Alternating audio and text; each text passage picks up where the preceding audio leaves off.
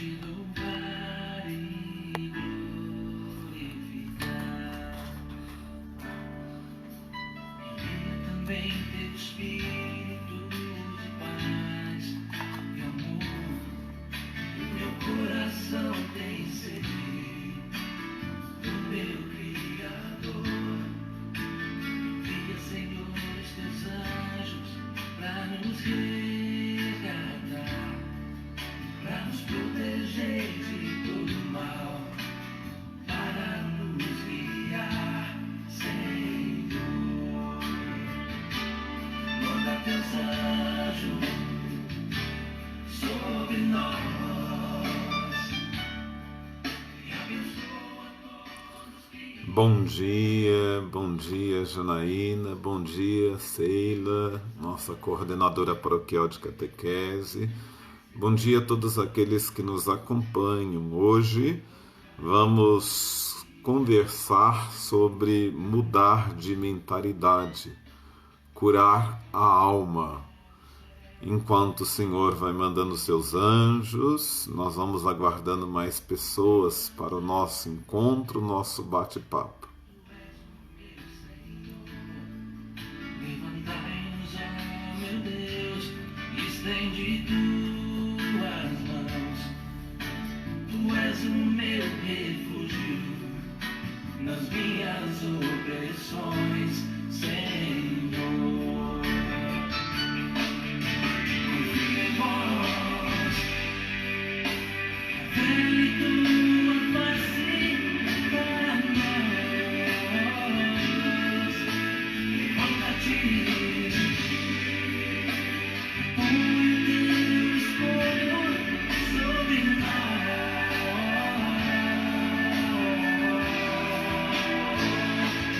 Manda teus anjos.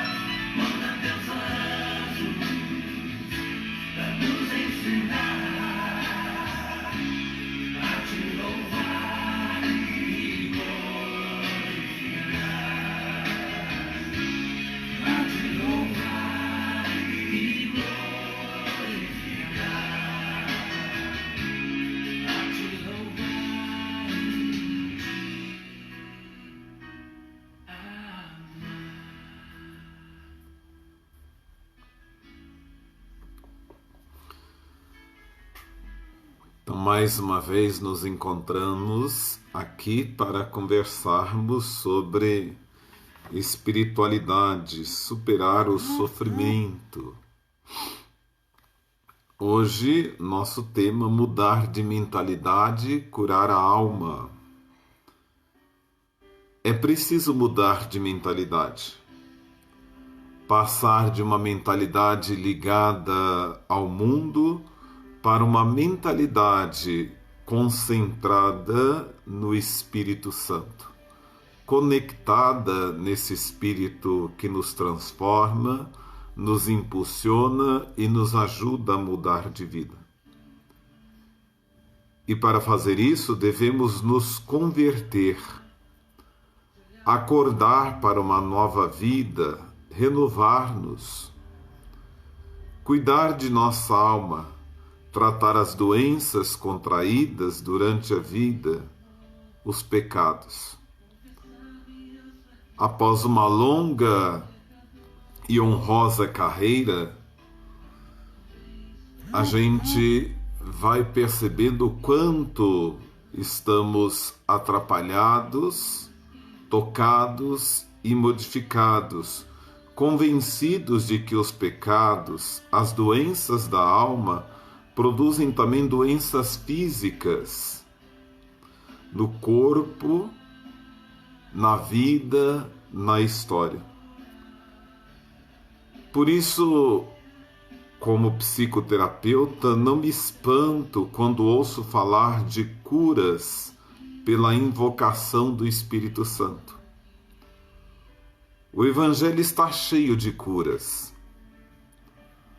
A oração é importante, essencial para curar, para nos reconciliar com aquele espaço íntimo situado na parte mais profunda do nosso coração, aonde não chegam os ecos do mundo, as tentações, os desvios, onde Deus habita. E a cura interior, no meu modo de ver, não diz respeito somente ao pecado, mas também aos condicionamentos, às experiências psíquicas que não permitem um pleno amadurecimento de nós mesmos, que impedem que nos tornemos quem realmente somos, desde quando nascemos, ou melhor, desde antes de termos nascido. Desde quando Deus ouviu nosso desejo de sermos concebidos. Cura dos maus hábitos, dos vícios, do álcool, da droga, do sexo como fim em si mesmos. Cura dos traumas sofridos na infância, das feridas afetivas, dos complexos psíquicos não resolvidos que impedem o livre fluir da verdadeira vida espiritual interior, que impedem a possibilidade de crescimento, que não permitem dar início à trajetória. Cura do medo interior, do voltar-se sobre si mesmo, dos pecados de sempre. Há, portanto, curas psíquicas, curas espirituais e também curas físicas. No Evangelho, em Lucas 7, 22 a 23, ouvimos: voltem e contem a João o que vocês viram e ouviram. Digam de que os cegos veem, os surdos ouvem, os leprosos são curados, os mortos são ressuscitados e os pobres recebem o Evangelho.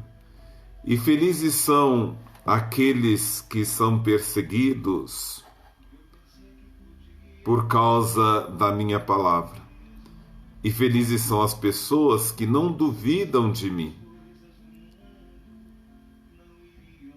Jesus Cristo perdoa os pecados, aconselha os pecadores a mudar de vida.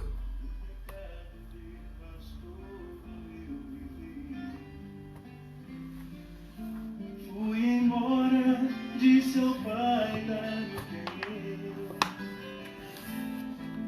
da minha parte que me cabe da herança.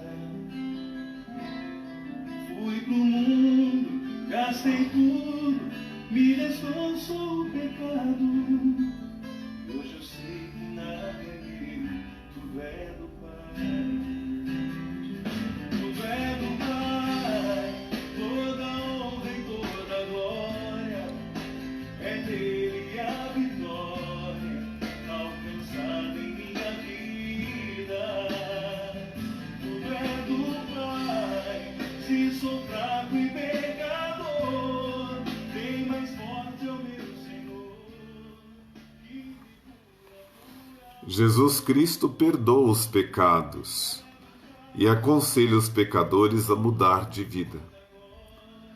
Jesus, portanto, foi enviado por Deus Pai não somente para nos ensinar, mas também para nos curar, para nos transformar, para nos trazer de volta.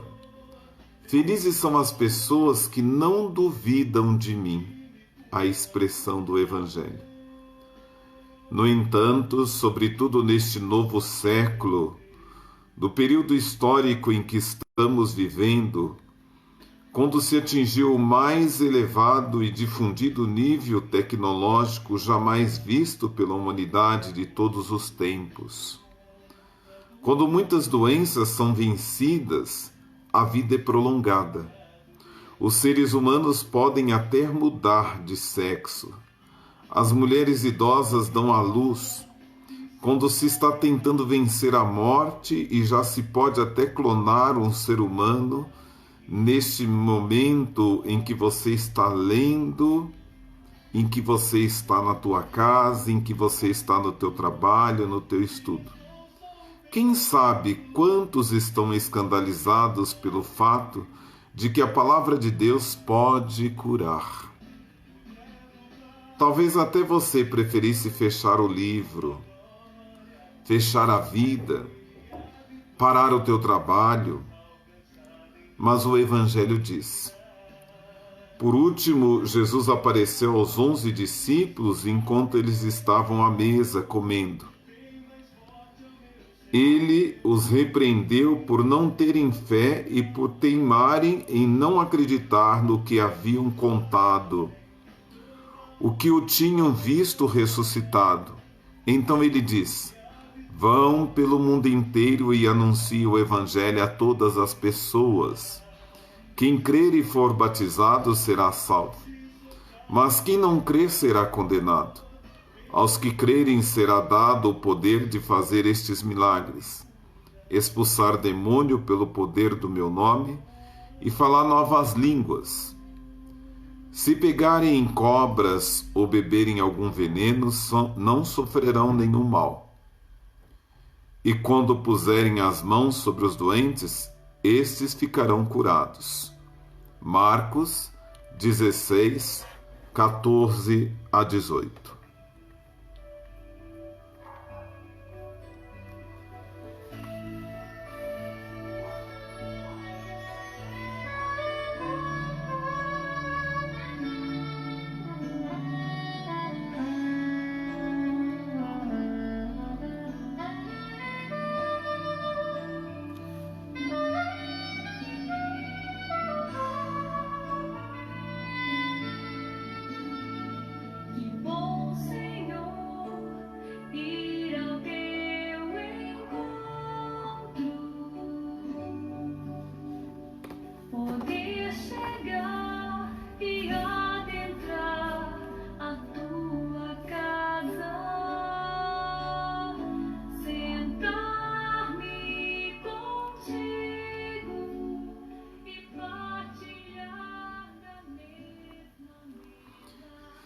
Também hoje acontecem curas milagrosas, miraculosas, como sempre acontecem depois da vinda do Cristo.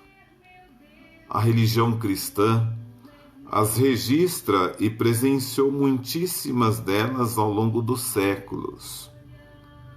Talvez hoje, em um período cultural que se ressente ainda do niilismo e do materialismo dos tempos passados, tem-se dificuldade em crer naquilo que digo. E muitos daqueles que nos acompanham, embora me querem bem, sorriem com certo desdém. Assim também aconteceu na época de Jesus.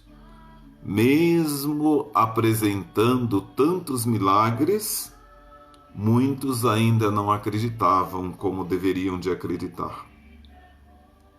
Meus irmãos, somente agora, depois de tanto tempo,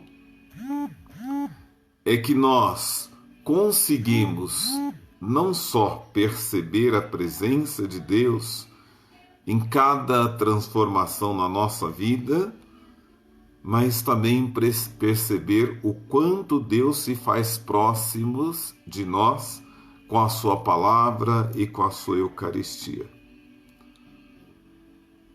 Vocês já foram a algum santuário onde costumam acontecer curas miraculosas? as curas acontecem depois das orações. Oração de invocação, orações de louvor a Deus. Não se trata de técnicas, agradecimentos, louvores que podem ser encontradas na Sagrada Escritura, nos Evangelhos. A leitura de um trecho, uma frase em voz alta ou em silêncio, mas com a máxima intimidade, envolve toda a pessoa. A consequência é que inúmeras curas acontecem durante orações em grupo de assembleias, em comunidades. Por outro lado, Jesus diz, em Lucas capítulo 11, versículo 9 a 13, peçam e vocês receberão. Procurem e vocês acharão. Batam e as portas serão abertas para vocês. Porque todos aqueles que pedem, recebem. Aqueles que procuram, acham. E a porta será aberta para quem bater. Por acaso algum de vocês será capaz de dar uma cobra ao seu filho quando ele pede um peixe? Ou se o filho pedir um ovo, vai lhe dar um escorpião? Vocês mesmos, sendo maus, sabem dar coisas boas aos seus filhos? Quanto mais o Pai do céu que está no céu dará o Espírito Santo aos que o pedirem. Portanto, o Espírito Santo, tão esquecido, é fundamental para a nossa vida.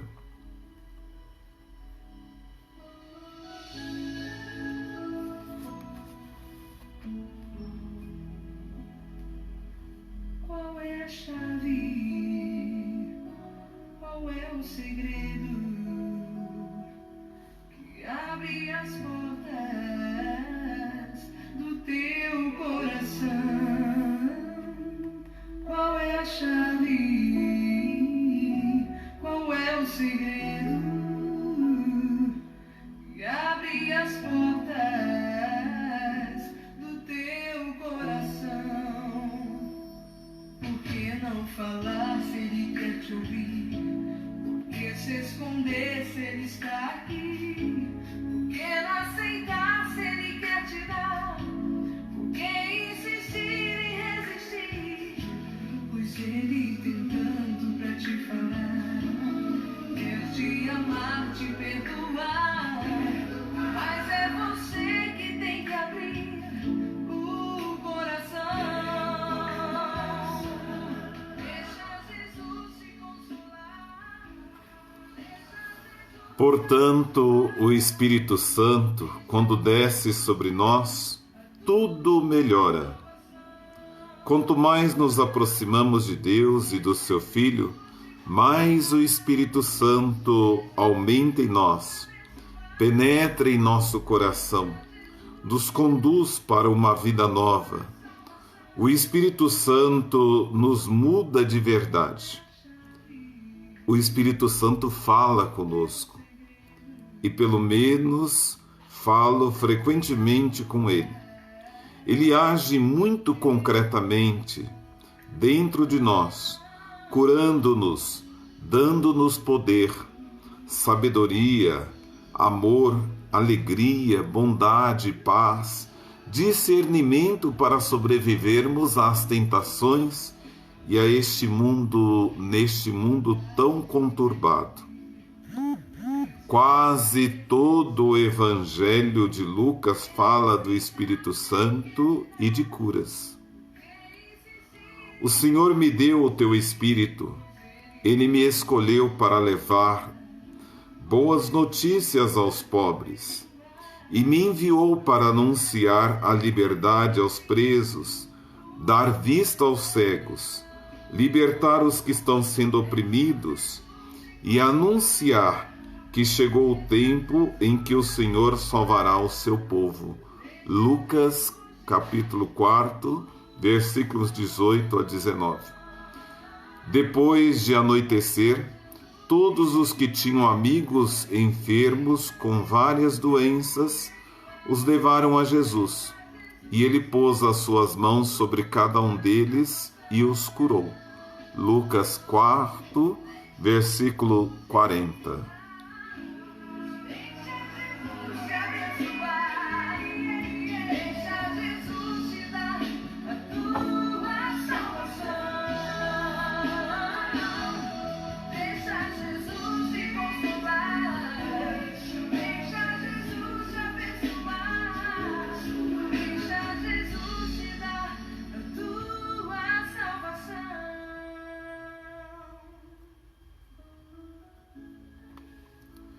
Eu poderia continuar a citar dezenas de passagens do Evangelho sobre esse tema.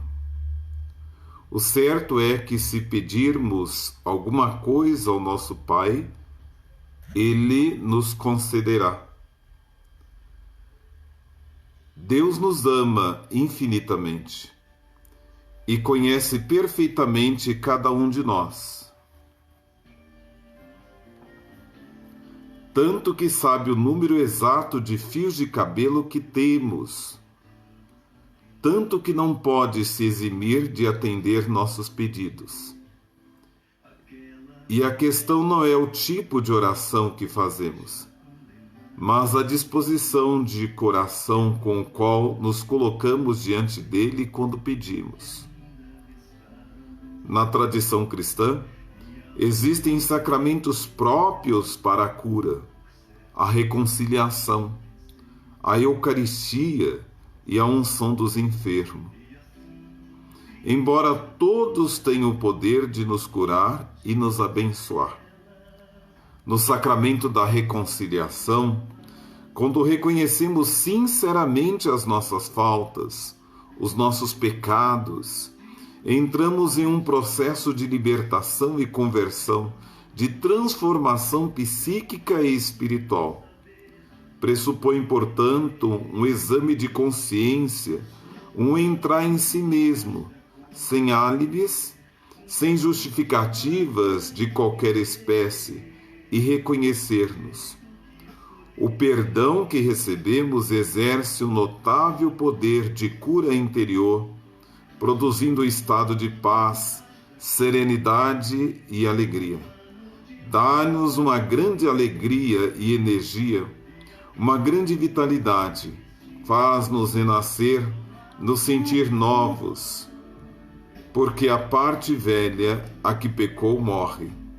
E certamente o efeito da cura multiplica-se quando, ao sermos perdoados, assumimos também o propósito de não mais pecar, de melhorar, de não mais repetir os mesmos erros. Alguns sacerdotes por Mateus, e mesmo na cruz em meio à dor, um gesto revela quem tu és, te tornas amigo do ladrão, só pra lhe roubar o coração. E assim fosse o contrário, o avesso do avesso. E por mais que eu me esforce, não sei bem se te conheço. Tu enxergas o profundo, eu insisto em ver a margem. Quando vês o coração, eu vejo a imagem.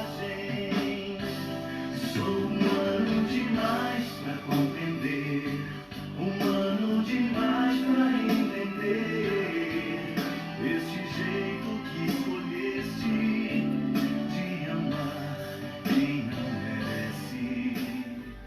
Sou humano demais pra compreender. A Eucaristia é emblemática em sua capacidade de curar. Basta pensar na frase que todos conhecemos e pronunciamos quando vemos a hóstia elevada pelo Padre. Dizeis somente uma palavra e sereis salvo.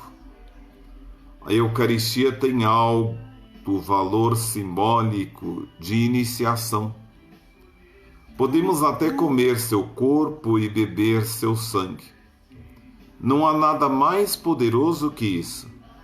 Com esse gesto, assumimos, introjetamos o semblante e a essência de nosso Senhor Jesus Cristo, até recebermos dentro de nós um poder de tipo divino capaz de curar qualquer doença humana, física, psíquica ou espiritual. O quanto é importante para nós percebermos a essência da Eucaristia, que nos transforma e nos ajuda a viver em comunidade, deixando de lado as nossas mazelas, os nossos erros, os nossos desafetos e vivermos somente para aquele que é a essência da nossa vida, o Cristo, que permanece ontem, hoje e sempre. Percebe e entende que os melhores amigos são aqueles que estão em casa esperando por ti. Acredita nos momentos mais difíceis da vida. Eles sempre estarão por perto, só sabem te amar. E se por acaso a dor chegar ao teu lado, vão estar pra te acolher e te amparar. Um abraço, Janaína. Abraço a todos aqueles que têm aí nos acompanhado nessa nossa fala, dizendo como vencer a nossa pequenez, nosso sofrimento. Um abraço a toda a família.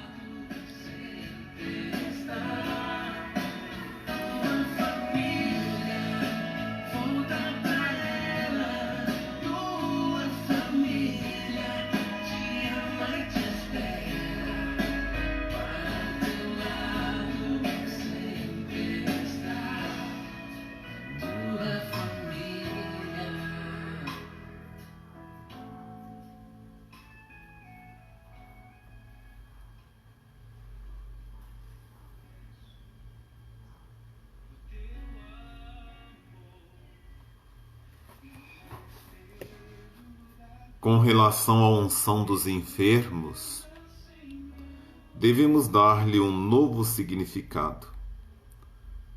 Sempre se pensou nela como preparação para a morte, mas em coerência com a antiga tradição cristã, segundo a carta a Tiago, ela é prevista e aconselhada aos doentes, sobretudo em estado grave. Se algum de vós está sofrendo, ore. Se alguém está contente, cante hinos de agradecimento. Se alguém de vocês estiver doente, que chame os presbíteros da igreja para que façam oração e ponham azeite na cabeça dessa pessoa em nome do Senhor. Essa oração feita com fé salvará a pessoa doente. O Senhor lhe dará saúde e perdoará os pecados que tiver cometido. Tiago, capítulo 5, versículos 13 a 15. Por outro lado, também a unção com óleo santo é uma prática de cura, de bênção, de rico significado simbólico, tanto que seu uso perde-se nos tempos antigos. Fica aí, então, como superar o sofrimento e sair dele mais forte. Eu sempre digo de que nós temos, como bons mineiros, vocês sabem que eu não sou mineiro, sou paulista, a faca e o queijo na mão.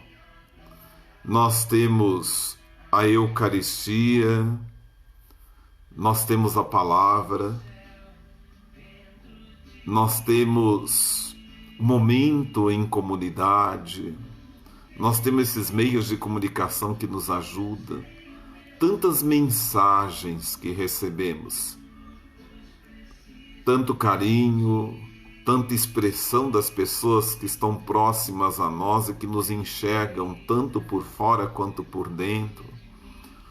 Nós temos o amor de Deus que nos amou primeiro, agora só nos resta acreditar em tudo aquilo que temos, para que a nossa saúde espiritual, a nossa saúde psíquica pode experimentar a cura que o Senhor constantemente quer operar na nossa vida, na nossa caminhada. Isso só depende de nós vivermos essa experiência do toque de Deus na nossa vida, na nossa caminhada. Acredite e você experimentará a graça de Deus que te tocará, que te transformará, porque somente Ele tudo pode.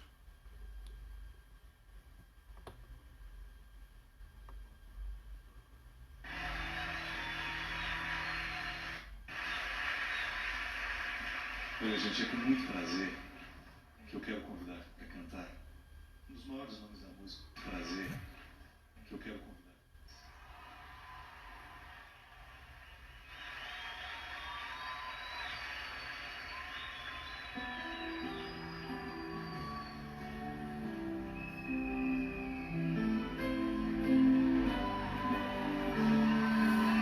E termino com essa música